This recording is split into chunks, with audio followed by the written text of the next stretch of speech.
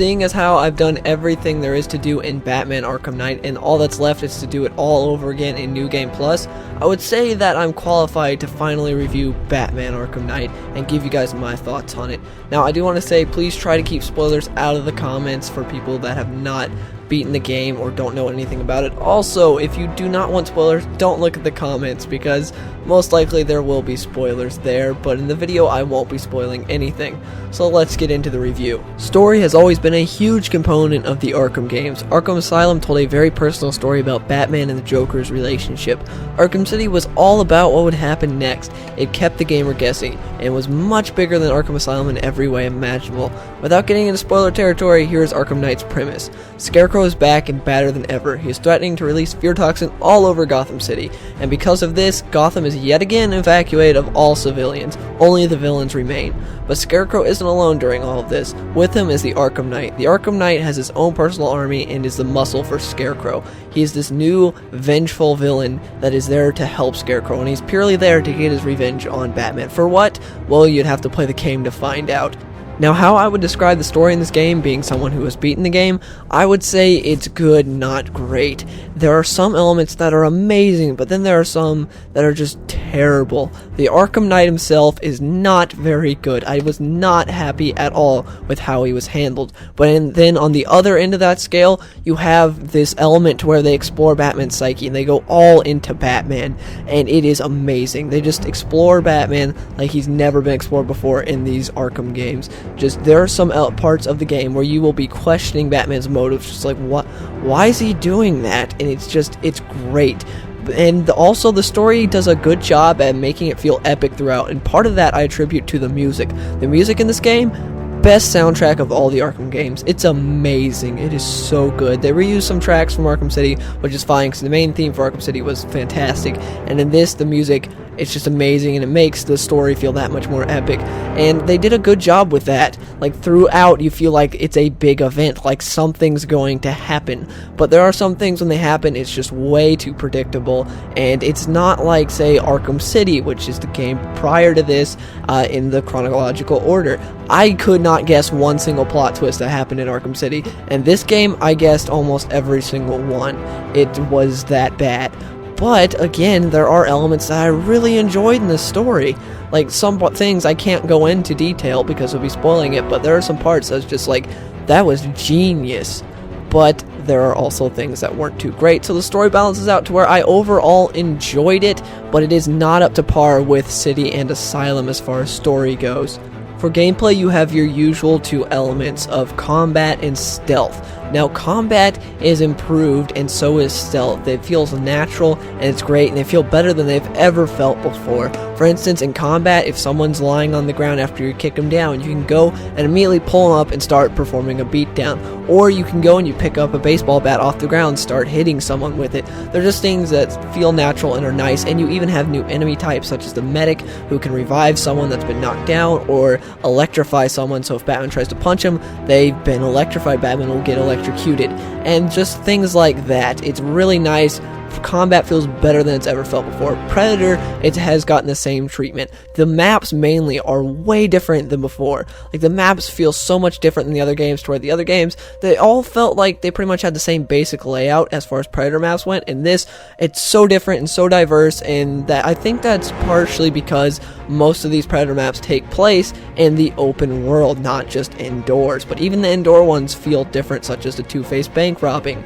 It feels like a different Predator map, and it plays really nicely. And again, Predator is better than it's ever been before as well. Now, the new element to gameplay is the Batmobile. You have two separate modes. You have Pursuit Mode, which is all about being fast and hitting cars hard and shooting missiles, and it's really fun when you find a convoy and you gotta chase it down and hit it with a missile or just ram straight into it. It's really cool. But at the same time, there are some things that don't make sense. These cars that aren't very good are outrunning the Batmobile, or are on par with the Batmobile. It does not make any sense at all. I know this is a Batman game, the whole lot isn't supposed to make sense, but that just, it irks me a little bit. and it doesn't feel right, but it's still fun nonetheless to go and chase down cars and hit them with missiles, even if it does look like some of the things Batman's doing is very questionable, and there are parts of this game where it looks like Batman is killing people, but Detective Vision says they're unconscious. It's the same as all the other Arkham games. I've seen reviewers bring it up now. I don't know why, because in the other Arkham games, Batman did the exact same thing, just now he's doing it in the Batmobile as well, and for some reason it's suddenly an issue with some people. It doesn't bother me at all. This has always been a part of the Arkham games, and I frankly think it's kind of funny. Now, in battle mode, you are a tank, and you fight other tanks, because the Arkham Knight has his own personal army, and they have tanks. Now, some people are like, this feels out of place in a Batman game. It does a little bit, but at the same time, if you were fighting Batman, you had tanks to send at him, wouldn't you? And if you're Batman and they're sending tanks at you, wouldn't you have your own tank? It makes sense. It may feel a little out of place, but it does make sense in the context of the story. And taking down tanks is fun. It really is. Now, there are some instances where it just feel really overused in the story, whether it's like, hey, do this with the Batmobile. Can you tell we spent the last 3 years developing the Batmobile? Because, you know, that's what we've been doing. A lot of our time has been going into the Batmobile, so it does seem like they push it a little bit, not too much, but when you're just fighting normal tanks or in pursuit mode, it's a lot of fun. But when you're going against like these Cobra tanks, which are tanks that you have to get right behind and lock onto, and you're doing it for the 5th time in a row, it's not very fun, because you're just limited to this space to go and get these Cobra tanks, and it's not too much fun. But besides that, it is really fun. It's a lot of fun. I really liked going around in the Batmobile and just chasing down cars. Now, the Batmobile also took up most of the boss fights, which is my big problem I have with gameplay. There are hardly any boss fights in this game. As far as story goes, there's only one boss fight that does not involve the Batmobile. And that boss fight is not very good. It's terrible. I'm not going to sugarcoat it. That boss fight is terrible. And I was very disappointed with that, because the Arkham games, to me, have always had great boss fights. They've had some misses with their boss fights, but just think of Arkham City, Mr. Freeze, amazing. Arkham Origins, which is not developed by Rocksteady, but still, it had Deathstroke. And then you think of the Scarecrow missions in Arkham Asylum, and that's just to name a few. They've had a bunch of good boss fights, but in this game, there's only one boss fight in the main story that doesn't consist of the Batmobile, and it's terrible. The 2 Batmobile boss fights are really bad as well. Well, one, I guess you could say, isn't really a boss fight, but you're just running from a boss, and, well, it's a boss fight, I'll say that, but yeah, they're not very good. It's just frustrating and annoying. It's just like, let me get past this part. I just want to continue on with the story, because this boss fight is not fun at all. Now, there are more boss fights, but those are in the Most Wanted missions, which are the side missions for this game. Now, the Most Wanted missions they all have their certain structure. Basically, you go somewhere, you do something, and then it tells you to go do the same thing 3 more times at 3 separate locations, and that's how the side missions go, and generally they end with a boss fight. The boss fights in the side missions aren't very good either. There's about like maybe one good boss fight, and that's kind of it. The rest aren't too great. And the side missions, there are some fun ones, but they're all very repetitive.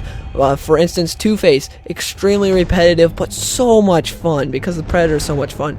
Two-Face robs a few different banks, and what you do is you go there, it's in Predator, you have to take down 8 guys before they rob the bank blind, and you take them all down, at least in the first map it's 8, and then once you take the 8 guys down, there's more left, and Two-Face is like, okay, don't worry about the money, whoever kills the bat gets like $5 million, whatever it is. They're like, okay, I'm gonna kill the bat, and so you have to finish off the rest of the guys in the bank. Then the next bank, it's like take down 10 guys before they rob the bank blind. Then the next one escalates again, and it does the same thing. It's the exact same, but it's so much fun, I didn't really care, because I was being Batman, stopping thugs robbing a bank. How cool is that? But nonetheless, it was still repetitive, but I had so much fun, I really didn't care. And that's the way a lot of the side missions are. Now, there are some side missions that extend from the previous game, from Arkham City, that come into here and do not, they just don't work very well. It's very disappointing, because there are some things from Arkham City that I loved, and I was looking forward to so much, and then it just disappointed me so much in Arkham Knight. It was just, why would you do that? I have no idea why, because they set some things up so huge in Arkham City. Like, you thought it was going to be this huge thing in Arkham Knight, and then just it fizzles out.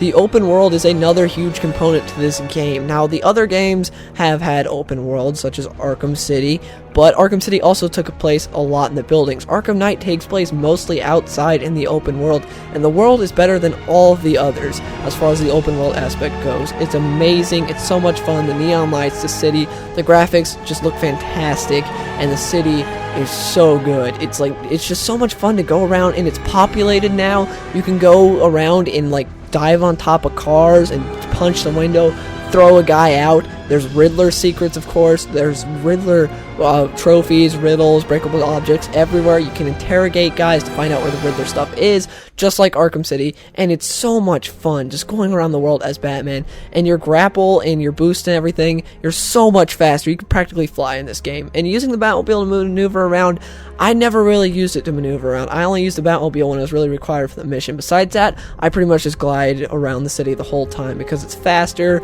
since I can go over the buildings and everything, and it's just so much fun to see the city from a bird's eye view. And some of these skyscrapers are humongous. They're just ginormous, and it was awesome being able to go on top of there, just dive down on top of a thug and just start beating him up. It was so cool. Included in this new huge open world are tons of Easter eggs, just Easter eggs galore everywhere. You have mentions of Superman, Flash, Lex Luthor. There's just so many Easter eggs. It's just so much fun. You can go around every corner and be like, that's cool. There are just so many mentions to the DC universe. You'll love it, and there's a ton of fan service there. It's just great. Something I was disappointed in as far as gameplay goes is the detective element. They literally only copied and pasted what was in Arkham Origins and brought it over to Arkham Knight and did not add upon it at all, except for one minor little thing with the perfect crime side mission where you can scan different levels of tissue on a body. You can go to different levels of a person's body, so you can go from skin to bone, and that's how it works like that. That's it. That's the only new element. The rest is just copy and pasted from Arkham Origins, how you could rewind a crime scene and see everything that happens. That's what's new here, because it wasn't a Rocksteady game. And I was very disappointed with that, because I wanted to see more detective elements and see what happens there. And also, the detective element in this game isn't there a whole lot. You're not really required that much to go around and figure stuff out with your detective vision, track stuff down or anything like that, going out all detective. But Riddler does still require you to actually think, and I really love that. Riddler is so much fun, especially the way he incorporates the Batmobile into doing his challenges. I thought that was really cool. I really like that use of the Batmobile, how you always have to factor in every single thing, because you have to think of the Batmobile as if it's on your utility belt. When you're trying to do a puzzle, it's could the Batmobile do this? Okay, it can, and I really like that element of it. Another big element to the gameplay is dual play, which is where you can fight alongside an AI partner, and you can transition into that AI partner at any time during your fight. But if you wait till you build up your combo to a certain amount, or your points, you can cash that in and go and do a takedown, a dual team takedown, which look really cool. The animations are awesome for the dual team takedowns, and they feel very satisfying.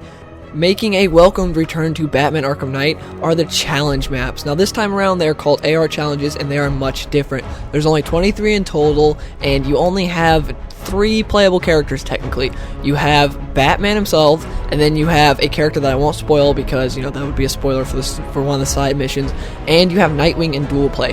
Now the character that I won't mention only has one combat challenge map. That's it. He only has one challenge map, and it's combat. Nightwing is only in dual play. He doesn't have a map for himself, and that's the only dual play challenge map. There's no other dual play challenge maps.